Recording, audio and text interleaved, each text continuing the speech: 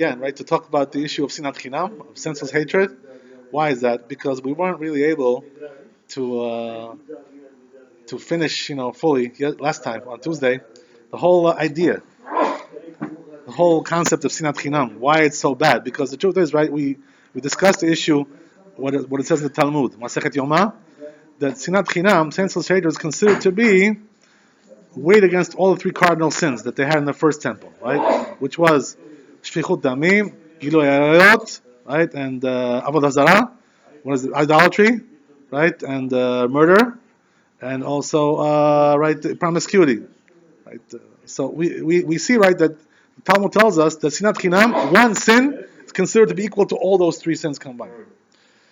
So how can it be so bad? Well, that's the question. We didn't really get a chance to discuss the nature of the Sinat Chinam, why it's so bad, what makes it so bad, right? So the interesting thing is, right, that the Chazal say in several places that Sinat Chinam is considered to be, it's considered to be like a form of murder.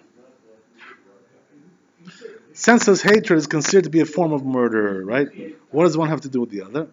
You're not killing anybody, right? I didn't kill nobody, but I just have my thoughts in my head, all kinds of thoughts. But hatred, is a thought. So how can that be considered to be murder?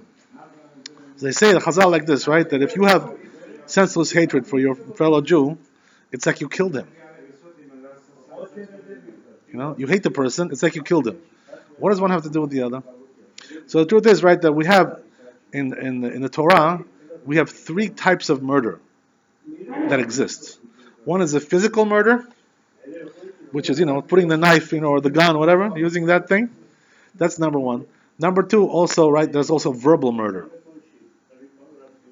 What is the verbal murder? The verbal murder is Lashon Hara. Speaking slander about your fellow Jew, that's considered to be like you killed him.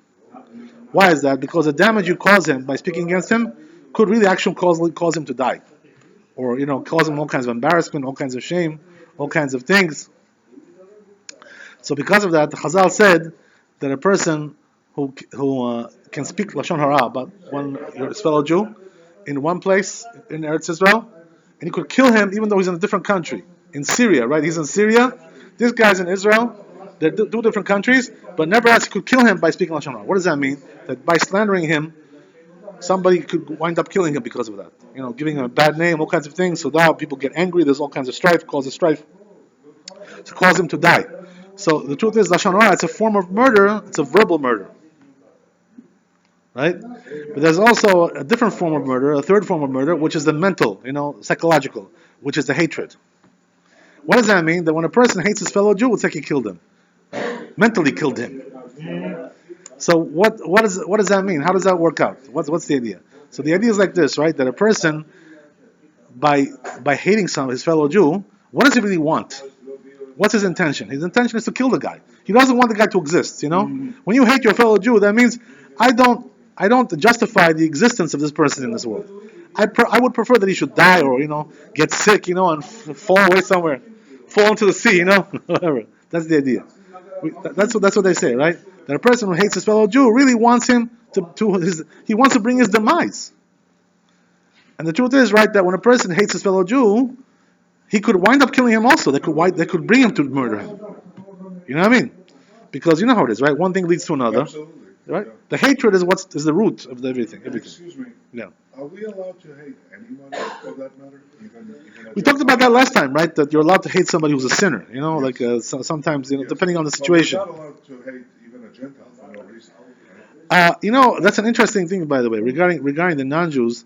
The truth is, right, that the Chazal say, right, there's brought down in the Torah, in the Chumash, that a person shouldn't despise Edomi and Mitzri, right? Those two nations. What is that talking about? Talking about Edomi is from Esav, the Romans, whatever. Those people, right? The Europeans, and also talking about the Egyptians, right? Don't despise those two nations. So what does that mean not to despise them? It doesn't say to hate them. It says don't despise them, which is like a higher level of hatred, right? Yeah. Like utter hatred. So the truth is, right, this has a halachic ramification, this thing. What does that mean? That when let's say one of them comes to convert, right, a Mitzri, right, Egyptian, or from Esav. So the question is, do we accept him as a convert? yes, we do accept him, but the Torah says, even though you're allowed to accept him, but he cannot marry into the community until 3 generations. He has to have grandchildren, and his grandchildren can marry into the community. But he himself cannot. So what does that mean? He has to marry another convert, or a bamzer, right, illegitimate child. He cannot marry into the community. So what do we see from there? On the one hand, we don't despise him. What does that mean? To reject him altogether. But it says Rashi, but it's proper to hate him though, Why is that? Because they are our enemies. They came to kill us. They came to destroy us, right? The Romans, the Egyptians, they came to destroy Am Yisrael. So since they came to destroy us, what? You should love the person who wants to destroy you, right? That doesn't make any sense, right? Turn the other cheek, right? Like they say, right? We don't do that. It's nonsense, right? This is crazy. This is a crazy religion, right? Okay, nutty religion, right? Nutcase religion. But we're not allowed to harm them. You understand? No, I mean, you shouldn't. You're not allowed to kill a goy. You should treat him with respect. Yeah, that's for sure. But what it says in the Rashi over there is that even though you shouldn't despise him, what does that mean? To reject him altogether. But it is proper to hate him. Why? Because he hates you. He wants to cause your demise. He wants to destroy you. So why should you love him? What? You should love him because he hates you. It doesn't make any sense, right? So therefore, we have like this. What about the righteous ones that you always talk about? Oh well, any person who's righteous, you should never hate a person who's righteous. I mean, if you really see that he's a righteous person, doesn't matter which nation he comes from. Gentiles. Yeah, they're good people. They're very good people. But the truth is, to see through their facade sometimes requires some in-depth looking there, right? Sometimes they come as friends, but they don't really intend to be friends. You understand? That's the whole thing. We're going to discuss that, by the way. We're going to discuss this whole thing regarding what you asked about. So the point is like this, right? That what we see from there is that thinking about hating somebody is like as a form of murder, because you don't want this person to exist. You want him to get out of the world. You want to remove him from the world. That's the whole idea, right? So that's what they say. So therefore, right, there's 3 types of murder. There's physical murder, there's verbal murder, which is lashon hara, and there's also mental murder, right, psychological, which is the Sinat Chinam, which is hating somebody, right? So these are all types of murder. So now, interestingly, thing comes out that the Talmud says, as we said, right, that Sinat Chinam is equal to all the 3 cardinal sins. So that comes out if you make a simple calculation, right, that if you just weigh it against one of those sins, then it's worse. It's equal to all 3 of them combined. So therefore, if you weigh it against only one of them, it's considered to be worse. So what does that mean? If we weigh Sinat Chinam, hatred, against murder, the actual physical murder, comes out that Sinat Chinam is worse than murder. Right? So how can that be? Right? How can the actual hatred be so bad that it's worse than murder? Okay, we said it's equal to murder. What does that mean? That it's a form of murder to hate somebody. It's a form of murder. But how can it be worse than the physical murder? That's the question, right? So you know what the answer is? There's 2 answers actually to this. Number one is that the problem is that when a person hates somebody, it's even worse than murder in a sense. What does that mean? That murder is like one thing. What does that mean? You took a knife, you took a gun, you killed the guy. That's it, right? Now you're done, right? Once you're done, you're done. That's it, right? So what does that mean? It's something which happens for a few minutes or a few seconds or whatever, half an hour, whatever it is, right? And then you go on with life. Life goes on, But when it comes to hatred, the problem is the hatred is always there, continually. Yeah. Just goes on and on and on and on, doesn't stop. So this is the reason why, one of the reasons why, right, it spreads, right. It's an obsession, it becomes an obsession, You get obsessed with that all the time, thinking about how much you hate this guy, how much you cause him harm, how to undermine him, how to cut him off, right? How to okay, all day and night you're thinking about this, what was, or maybe something bad will happen to him, you're hoping, that maybe something will happen, God will strike him down, he'll be destroyed, That's the idea, right? That's the idea. There was a minor mass shooting where a guy, an older guy, a retired guy, he walked into a bank, and he killed all the guards, the workers. Yeah. And then his wife, in an interview, said that lately, the hate, was just eating him up alive. That's what she said. Right. Yeah, of course, it comes from that. That's where it comes from. Eating him up alive. Yeah. All these mass killers are all haters. They're the biggest haters. They hate with a passion. And that's why they come to do what they do. That's what it is, right? But the whole basis is the hatred. You know. So as we said, right, that now we see one reason why Sinat Chinam is even worse than murder. Why? Because murder is like you do it and you're done. It's a once in a lifetime thing, right? That's it. But when it comes to Sinat Chinam, it's like always there, continually, the hatred, the obsession, right? You can't get rid of it. So it's constantly defiling you on a permanent basis. That's the one reason, right? What's the other reason also? There's another reason why Sinat Chinam is considered to be actually worse than murder in a sense. That they say, the Chazal, by the way, that the neshama, which is in the body, you have to know one thing, right? When you're talking to your fellow Jew, right? Who is the fellow Jew? Is it his body or is it his soul? Who is he? So the truth is, right, that it's the soul. The body is just a covering for the soul. It's clothing. Yeah. Like you're wearing a jeans and t-shirt, right? That's your clothing.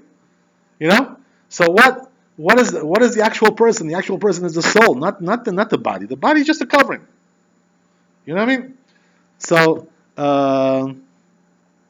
as we said, right, that the main element over there is the soul. The main element is the soul. You're talking to the soul, not to the body. So getting back to what we said, right, that a person, what happens, the Chazal say that a person who is alive, he has a soul. When the soul leaves him, he dies. Yeah. That's what happens, right? So the interesting thing is, right, that there are certain parts of the body where the soul is more concentrated than others. Right?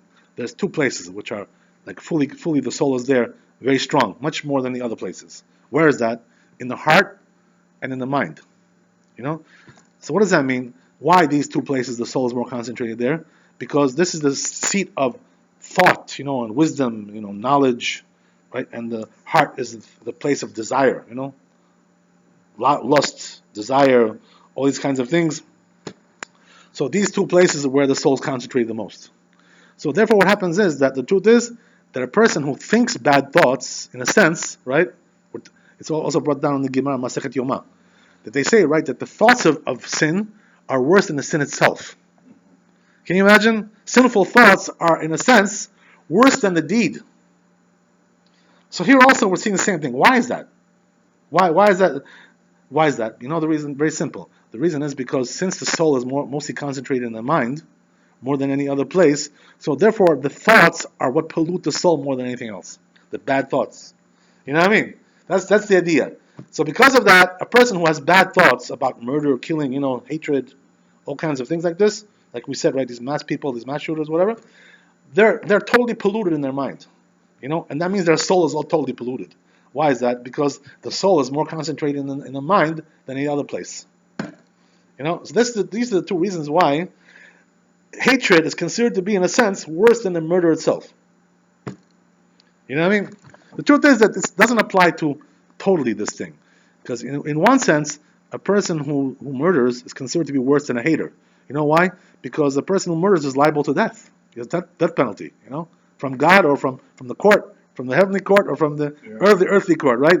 But a person who hates doesn't get killed. We don't kill him because of that. But nevertheless, right, it's considered to be worse in the sense that we just mentioned. So therefore we see from there, right, that the hatred is so bad. Can you imagine? So now we start to understand why is Sinat Chinam such a big sin that we have galut for 2,000 years because of Sinat Chinam. So what's the answer? The answer is because Sinat Chinam is a form of murder, number one. It's a mental, psychological murder. And number two, also, it's considered to be worse than physical murder because of these two reasons that we just mentioned. Right? So now we see that Sinat Chinam is a big, big, big deal, As the Gemara says, as we mentioned, right, that the bad thoughts are considered to be worse than the deed itself. In that sense that we just mentioned. Yeah. So that means that what? That a person who's a hater is totally polluted in his soul. He's totally corrupted. And also a person who has all kinds of, like dirty thoughts also, about, promiscuity, these kinds of things, right? Always thinking about prostitution, and how he can, go with this prostitute and that prostitute, and all kinds of things like this, right? Adultery, thinking about a married woman, thinking about homosexual, all kinds of, this is all polluting his mind, his soul. Why? Because it's in the mind, he's obsessed with these things, it's like a day and night, he's thinking about it all the time, how can he do this? How is it going to be if he does it? How would it be, right? If he would do it, right? Whatever, things like this, right? All kinds. So this is all considered to be very, very, very, very, very severe stuff. By the way, the interesting thing is, right, as we mentioned, that who are really, right, the biggest murderers in the world, right? This is Bnei Esav, right? They're the ones who are the murderers, right? Look at World War II, what they did, right? They killed off, I don't know, what was it, right? 100 million people they killed off in a few years, right? They half the world they eliminated. Well, it wasn't really half the world, but they eliminated a big chunk of the world. 10%. And they do that all the time, by the way, right? If you look at the history of Europe, the constant wars that were going on there, back and forth, right? They're the biggest killers. Nobody liked them. Do you agree with what Bush and Cheney did? What did they do? Invading Iraq. Oh, well, that's an interesting thing, right? The truth is, it was probably overreaction, that whole thing, right? It wasn't thought out very well, that whole thing. It was a mistake. It was a mistake, no question about it. Because since they did that, right, things got worse, as you know, right? They deteriorated. It's not only that. I think that it was actually a setup. I think that they. Okay, yeah, whatever. I mean, that's also true. That's they used. Yeah, of course. There's no. Yeah, of course. There's no question about it. You know what caused really this whole thing? You should know more than anything else that the Bush family was insulted by his treatment of them. Hussein, Yimach Shemo, there was like, okay, it was a personal rivalry. Right, it was vendetta. That's what it was. That's exactly the point. That's Esav. You understand? Esav kills for hate because of a hatred that he has. You understand? So what does that mean? That the Chazal tell us, by the way, Esav is the master killer, right? Murderer. So we said, right, that murder involves three elements: physical murder, right? There's also lashon hara, right? Verbal, and also psychological, right, which is the hatred. So Bnei Esav they are the champions in all three areas. Right? That's their nature. They say the Chazal, by the way, that the mazal, every nation has a mazal, whatever. Yes. So the mazal of Bnei Esav, what planet it is? The Mars, right? Ma'adim. Right. Why is that? Because Mars is murder. It's red, right, like blood, So the murderers, their mazal, their fortune is in Mars. Mm-hmm. So what do we care about that? Because since Esav, his mazal is murder, so therefore he has all the elements of murder. Whether it's the physical, whether it's the verbal, whether it's psychological, he's expert in all three areas, right? That's exactly why when Yitzhak Abinu blessed Esav, right, gave him the blessing, what did he say? Right, he said, "Al harbecha ticheh," you're going to live by the sword. They live by the sword. The Bnei Esav, all they do is kill, basically, right? Look in, how many murders there are, right? Go to Chicago, go to Baltimore, right? Go to see Miami, what goes on there, right? Full of murder, like nonstop, day and night, killing each other, Like one weekend, 20 people get shot, like for what? 50 people, 100 people, God knows, right? Whatever it is. So even the black population blends into the sense of because they go on all in one lifestyle, one religion, they have all one life. Right. So they're like together, that's the idea.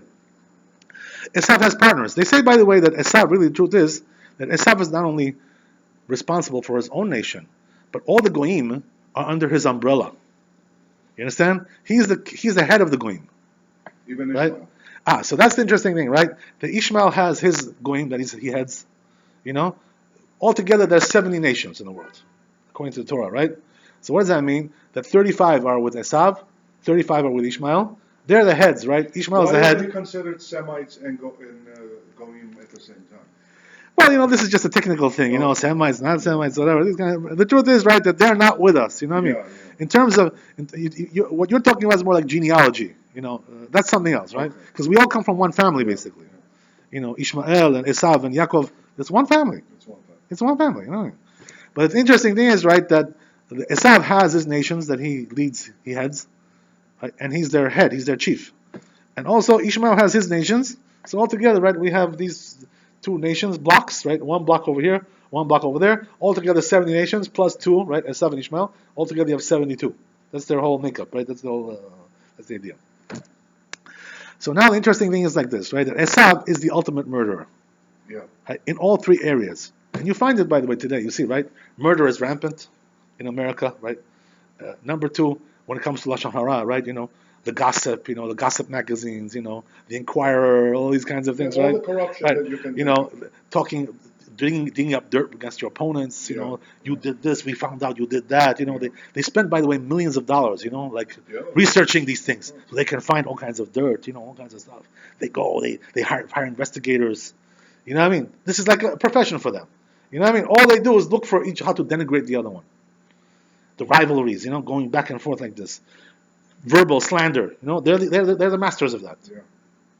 And we find, by the way, the same thing as we said, right? We talked about that on Tuesday, that Esav went and slandered, we went to Ishmael to slander against Yaakov. Yeah. He should kill him. Yeah. That was Gachela, Gaga. Yeah. That's but Rabbi, the times that we are living in, with what's going on with the president and everything, Jews are in on it also. They've been trying to destroy. Oh, we're going to talk about that. That's good. Good you reminded me. They're in on it. We're going to talk about that, right? That's very interesting. Very good, very good. Okay, so remind me to deal with that. Yeah. So interesting is like this, right? That we have here Esav, who's, right, as we know, the culture of Esav is full of slander, gossip, chiding, like the degradation, verbal degradation, one to the other. Yeah. Oh, that's their profession. Also regarding hatred, right? We know that the hatred is rampant, right? You see, right? Nobody needs to tell you that. Look, open up the news, right, and you'll see what goes on over there, right? This one hates that one, this one hates this one, right?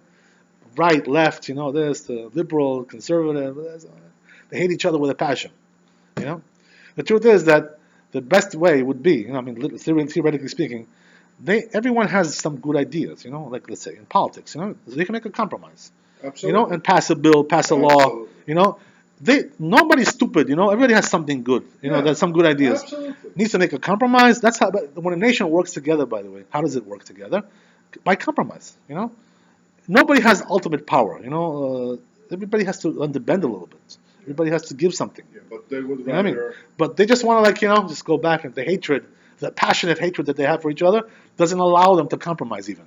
And this is destroying everything, right? It destroys. And that's why we see, right? But that what? Well, the biggest destroyer for any nation is hatred. When you have this senseless hatred going on, the nation gets destroyed. It can't survive like that. There's no way for it to survive. Yeah. It mutilates the whole nation. Destroys everything. The whole underpinnings of the country become totally, right? Like demolished. Totally, you can't. That's what happened to the Jewish people. That's why we're in Galut. It's happening. It's happening the same thing over here. You will see it very well, right? They can't even pass a bill, because they hate each other, God forbid that the other one should get some credit, you know what I mean? That's what they're worried about. You know what I mean? They shouldn't get any credit or any privilege or any kind, that they should have some good name, no, God forbid, I'll spoil everything just because he shouldn't succeed, he shouldn't get any credit for that.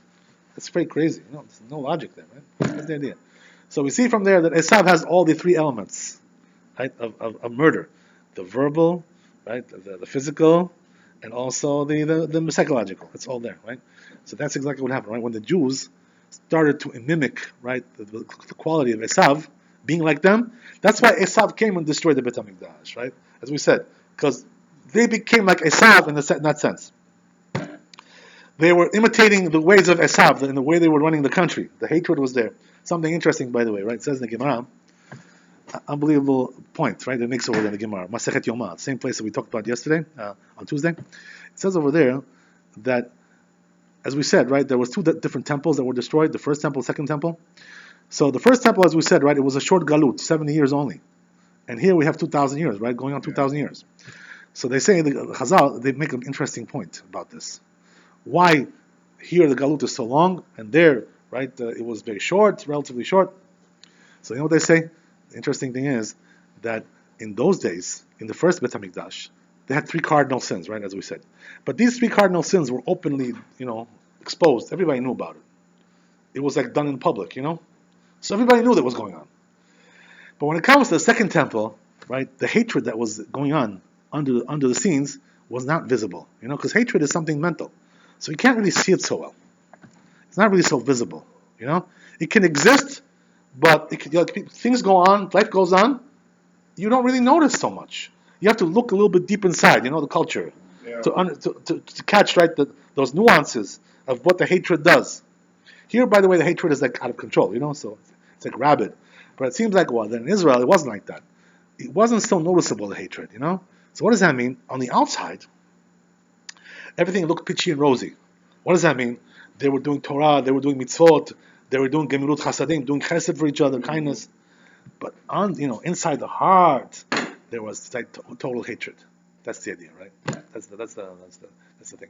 So what does that mean? That it wasn't really so noticeable.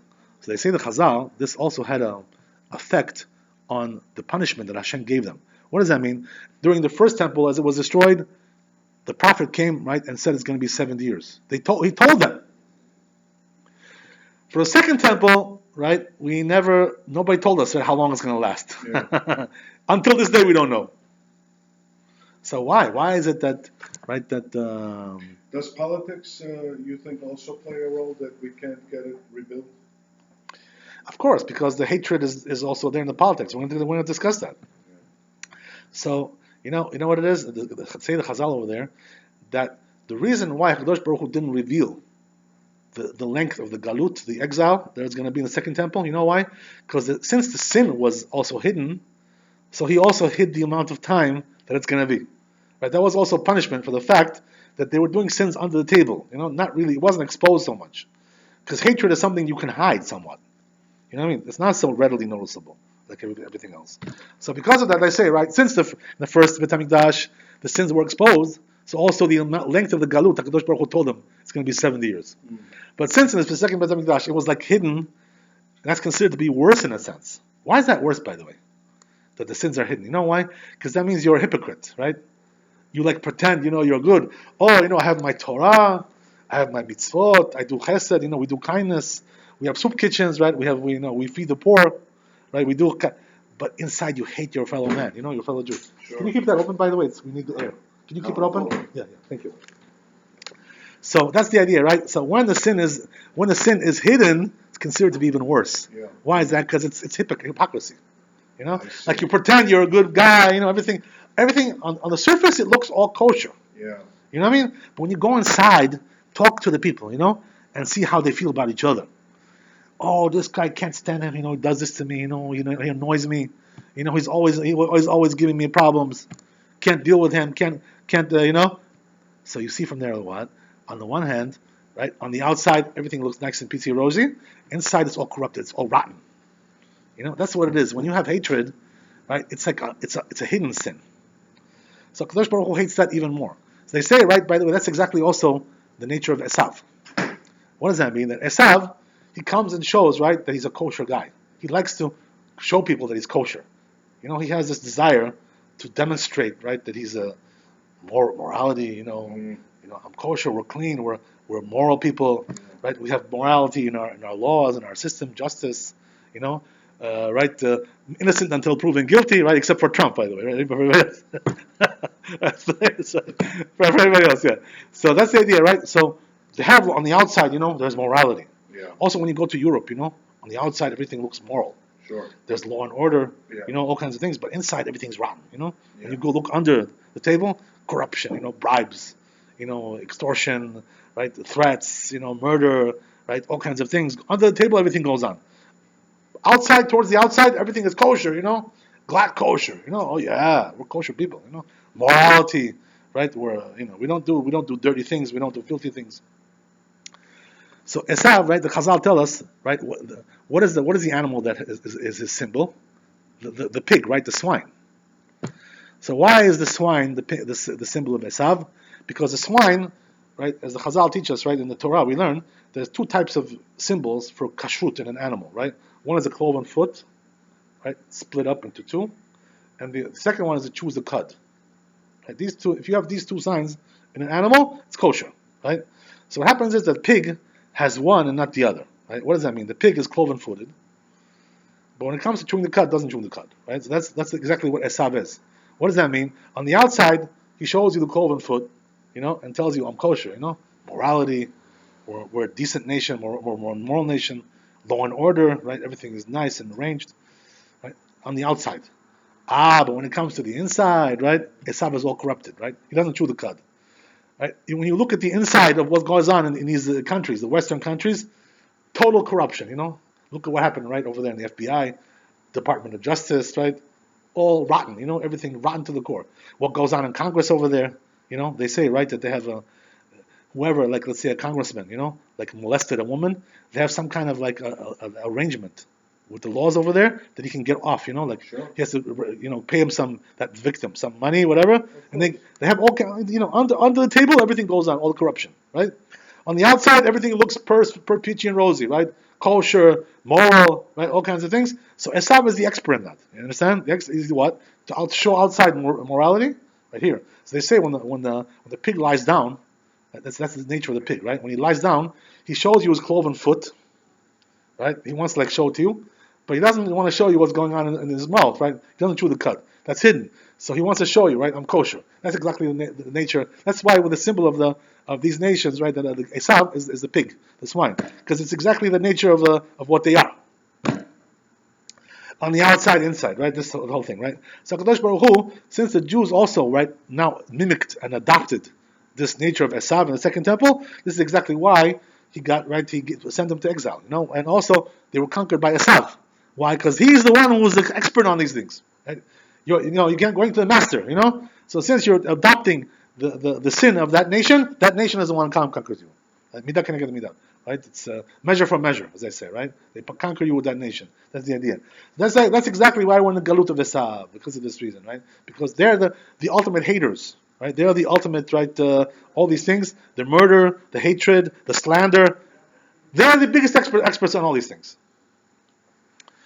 Interesting thing, right? By the way, that regarding what you talked about, that we have also the issue of the Jews, right? Which also now, if you look, right, the Jews have the Erev Rav. Right? As we mentioned several times, what is the Erev Rav? We're talking about these, right, mixed multitude of nations that converted when they were in Mitzrayim. And these nations did not convert for the right reasons, right? They converted for all the wrong reasons, right? Because of money, because of power, because of honor, because of all the kinds of things. So therefore, right, their conversion was not considered to be really kosher, right? No problem. So therefore, right, these souls are considered to be like souls of Goyim. And they come back on the Jewish people every generation. They're born to Jewish parents. We discussed that, right? Why they're born to Jewish parents? Because they're not, they're not having children the proper way. They're doing wrong thoughts, wrong intentions, all kinds of things. There's a different lecture that I talked about that, right? If you look at my videos, you'll find over there, right? This thing. So we're having bad intentions, having bad kavanot, right? Having bad thoughts during the intercourse is what causes the bramish in the child. So what happens is that we have the Erev Rav that comes every generation, reincarnated through Jewish parents. So they're Jews, but their souls, right? Says the Zohar Kadosh, Gaon Vina also explains it. Their souls are not Jewish. These people. So what does that mean? That we have all these people, right? That you mentioned, right? You know these names, right? I don't have to tell you, right? These people are Erev Rav. What does that mean? They don't love Torah. They don't love Judaism. They don't love mitzvot.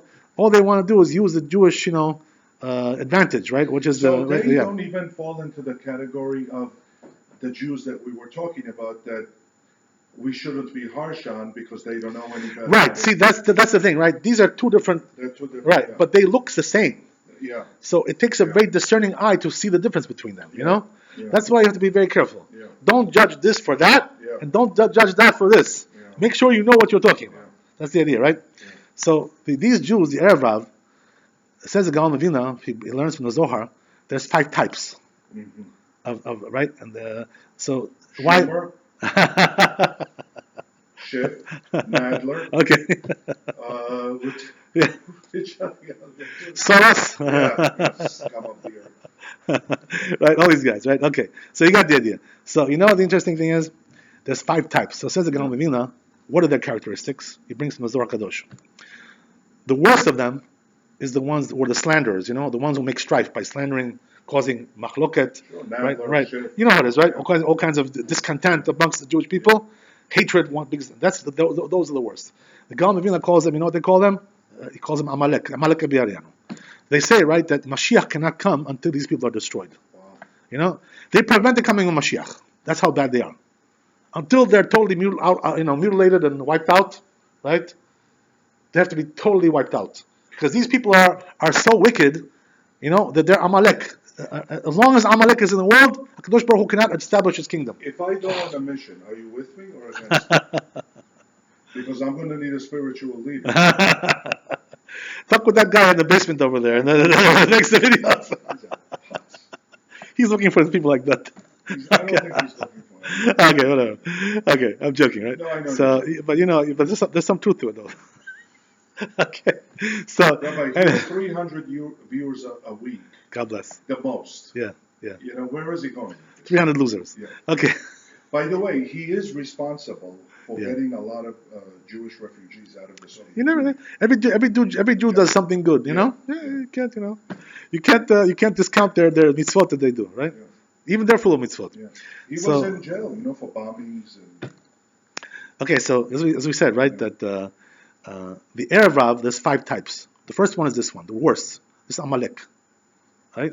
There's also the ones who are too materialistic, like too crazy about money. There's also another camp that they're too crazy about lust, like promiscuity, physical lust. Yeah. That's number 3, right? Number 4, the ones who are like hypocrites, they want to make themselves look kosher, but they're really not, but they want to look good, so they donate money to the shul to get a plaque, something, to get their names written on the shul, but then they go home and they do all the sins, right? That they, right? This, right? That's the hypocrisy that goes on, right?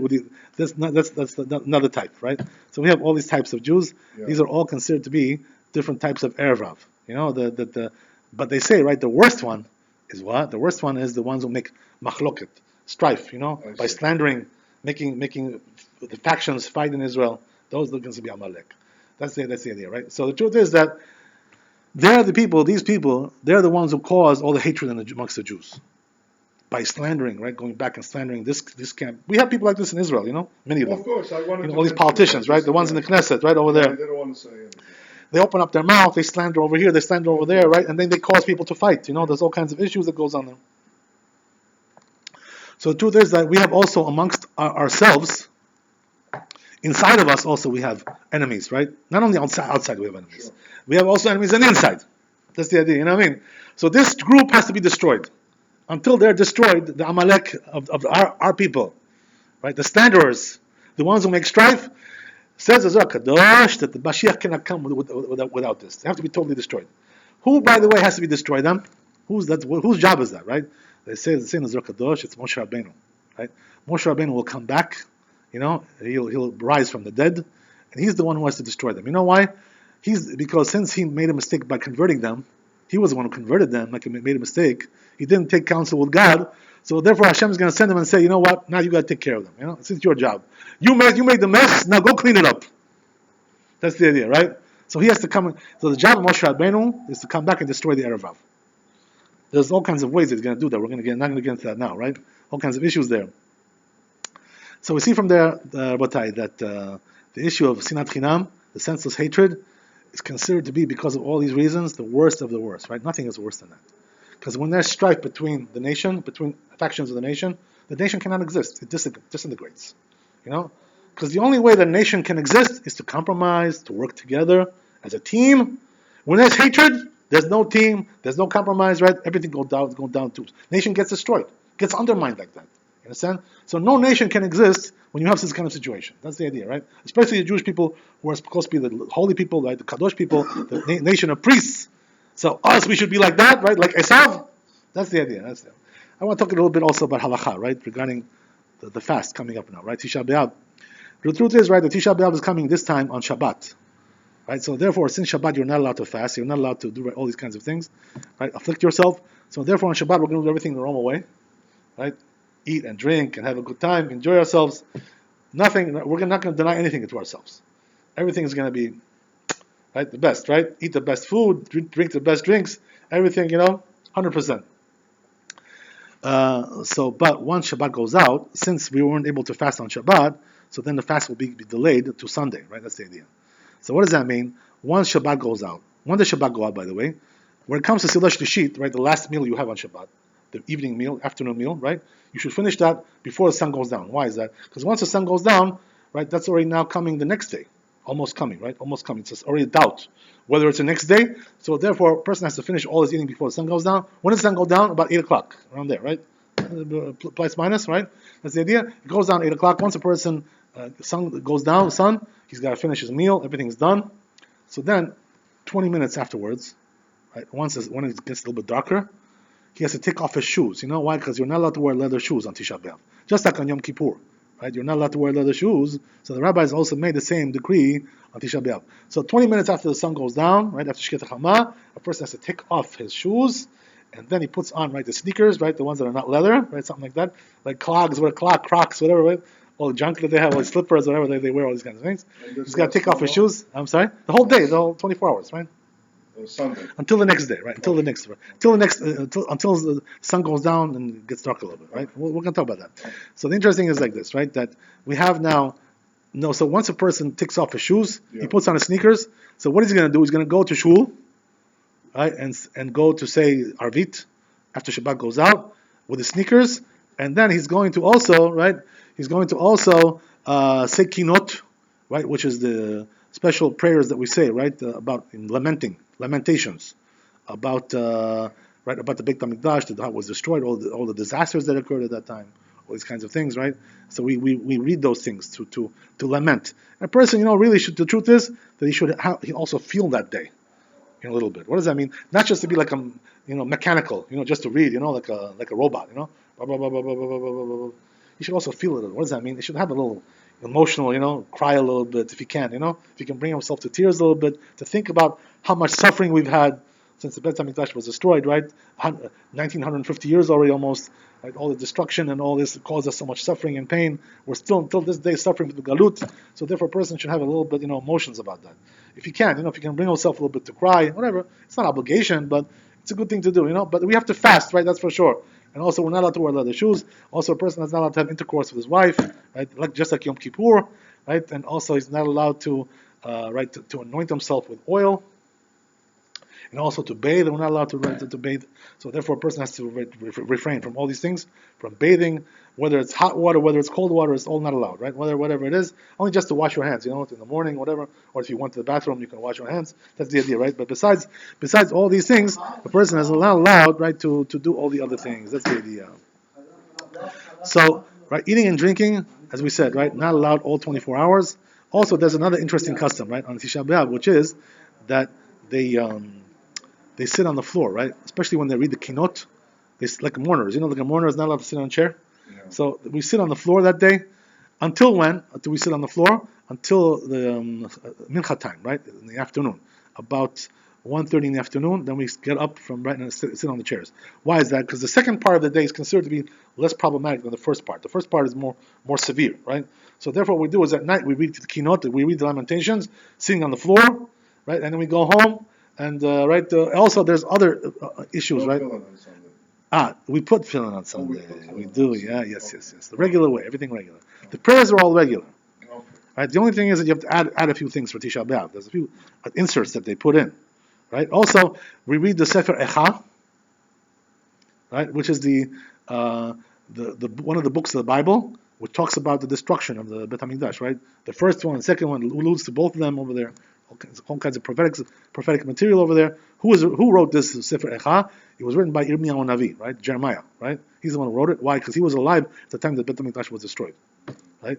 That's the idea. That's the reason why he wrote it. He was a prophet. So this is considered to be like very prophetic stuff over there, all kinds of things. So a person has to know regarding these things.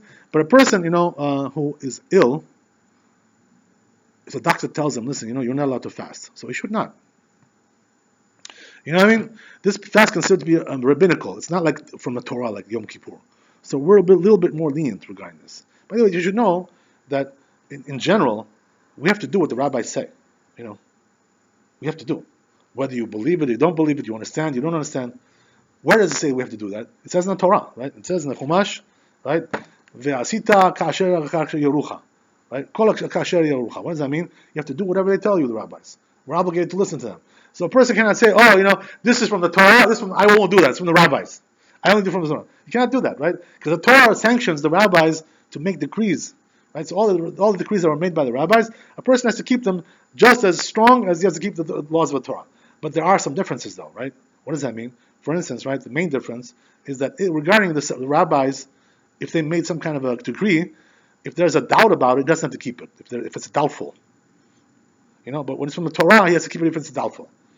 That's the difference between if it's from the rabbis or not from the rabbis, right? So the truth is that there are some things also that are considered to be very severe. What does that mean? It says in the Gemara, two places in the Masechet Brachot, Masechet Eruvin, that a person who doesn't believe, doesn't do the edicts of the rabbis, he just does from the Torah what it says, right? He's liable to death on that. Min hashamayim. What does that mean? He doesn't believe in the system of the Torah that sanctioned the rabbis to make decrees, right? You don't believe in that, so that means you're a heretic. Why is that? Because it's part of the Torah.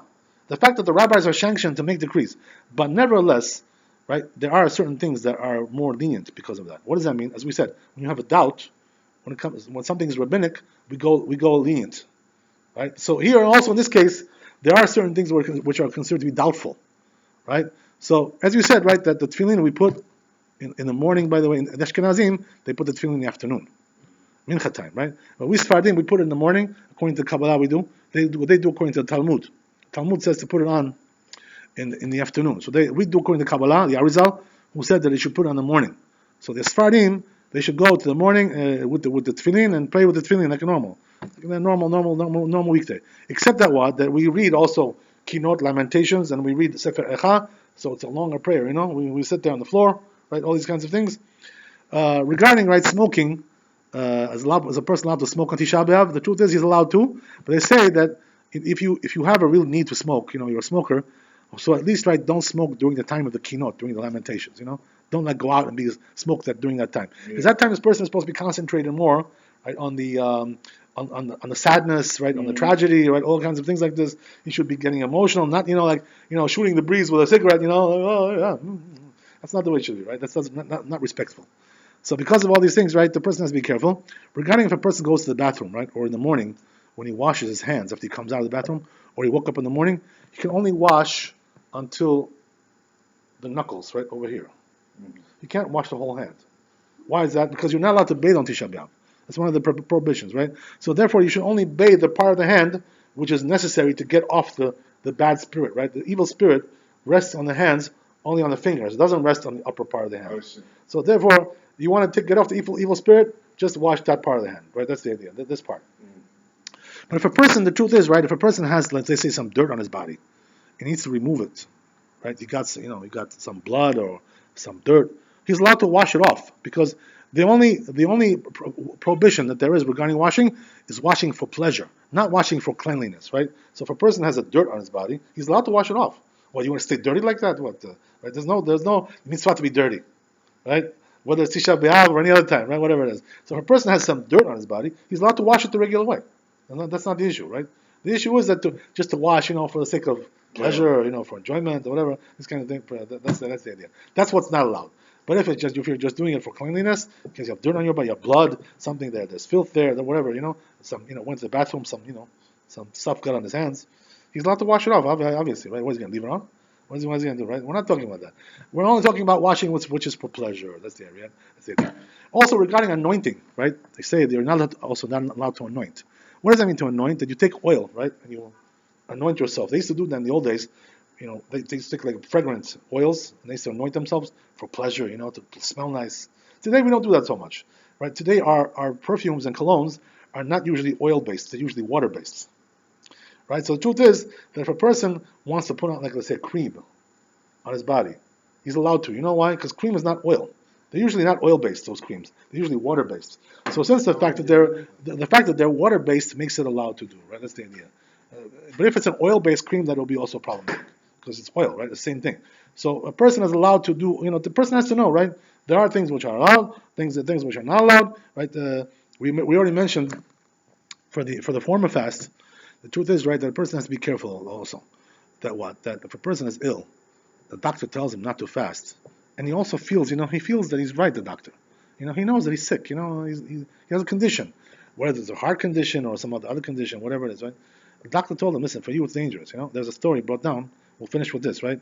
That there was my rabbi, right, Moreno Rabbi, he told us a story where he was, he used to study in Jerusalem in the Bukharian quarter, over there. There was a shul over there. It was called Borochov, whatever, and then over there they had a good library. So he used to go there to use the books. So what happened was, right, that there was the president of the shul over there, right, the gabbai, right, whatever. So the gabbai went to the doctor, and the doctor told him, he was an old man, The doctor told him, for you it's not allowed to fast. It was coming Yom Kippur was coming. Told him, you're not allowed to fast on Yom Kippur. I don't allow you to fast.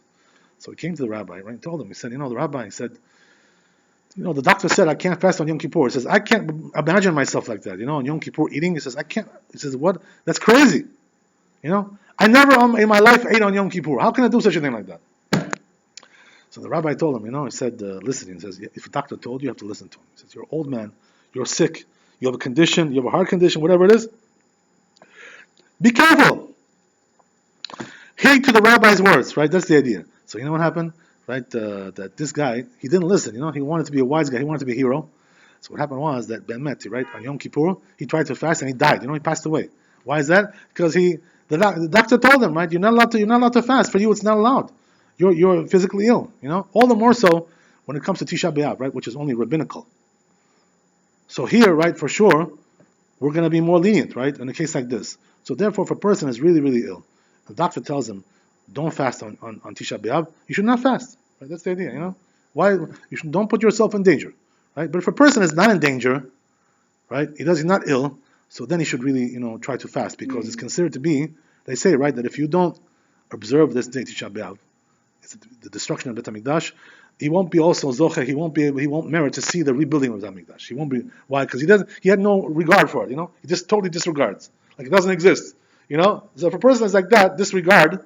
That's considered to be something really bad. So they say his punishment is that he'll never see the redemption because of that, right? But if a person is ill, that's something else. We're not talking about that, right? It's two different things. Yeah. Also regarding the children, right? They say don't let the children fast on Tisha B'Av. If they're under, bar mitzvah, bat mitzvah, tell them, listen, you have to eat, no matter what, right? No matter what happens, you got to eat. You don't be a hero. Because children are considered to be very, very weak, because of that. So therefore they say, right, that a person should be careful to feed the children. Even on Yom Kippur, by the way, they say, go home and feed your children.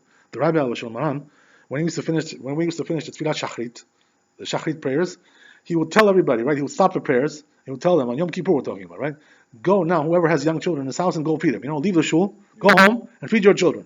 Why? Because for a child not to eat all day, it's going to be like dangerous for him, As we mentioned a story, right, there was a story where one child died because of that. Because he was thirsty and his father told him, wait, we're almost home, You're almost home, thank you very much, By then he could already die. Give him to drink now, right? Don't wait till you go home. The children are, they're very weak. They're flimsy bodies. They don't store up also a lot of water, a lot of fluids. They don't store up a lot, So they're very susceptible to all these things. So a person has to know, right? Everybody has his remedy. Everybody has his way. You have to consult with your doctor, right? And you have to also know. Nobody really knows what you are like more than you. You know what you're made of.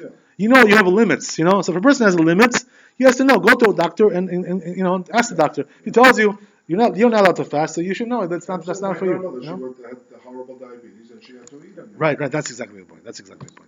So here also, by the way, right here in this case, because it's the rabbinical, it's even more lenient, right? What does that mean? On Yom Kippur, we tell them to eat like a little bit every time, and that it shouldn't eat too much. But on Tisha B'Av, we don't tell them that, just eat, eat. That's it, forget about it. Also regarding, right, there's another thing.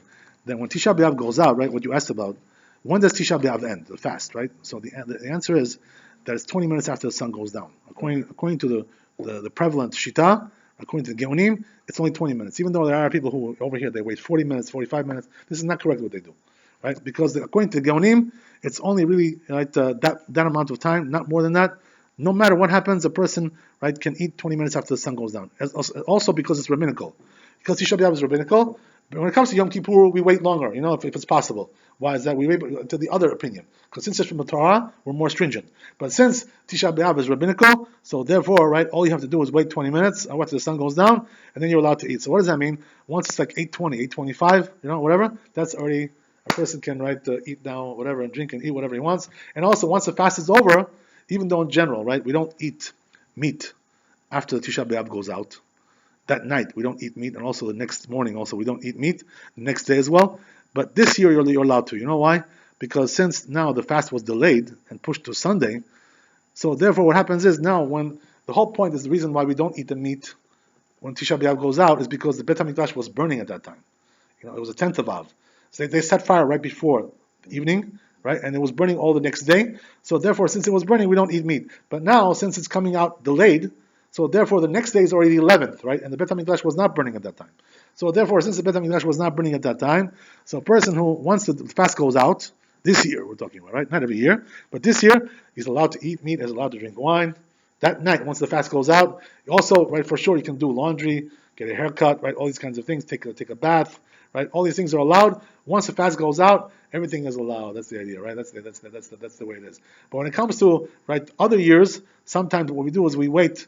When it comes to eating meat and drinking wine, we don't do that night because it's still the 10th of Av. But now, that night is going to be already the 11th of Av, or the next day. So therefore, it's all out. There's also one more difference I want to mention, right? They say that since the fast is delayed, right, this year, so what happens is that if you have a person who has a Brit Milah, right, he has that day.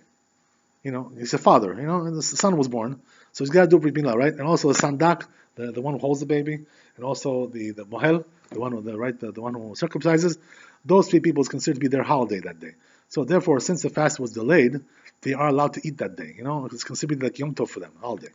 Right? But if it would be a regular Tisha B'Av on the regular day, it wasn't pushed off, you would not be able to do that. But since this year was pushed off, so therefore we're even more lenient, right?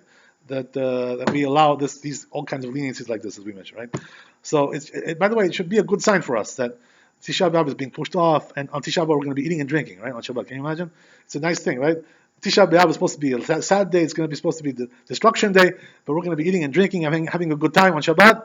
So HaKadosh Baruch Hu, just like He removed us from this Tisha B'Av, He should remove us from all the sufferings and all the sadness and all the disasters and all the tragedies, and give us only good tidings. Amen ve'amen. Baruch Adonai Eloheinu. Amen. Chazak Baruch. Thanks for coming. Chazak Baruch. That's it. We did good.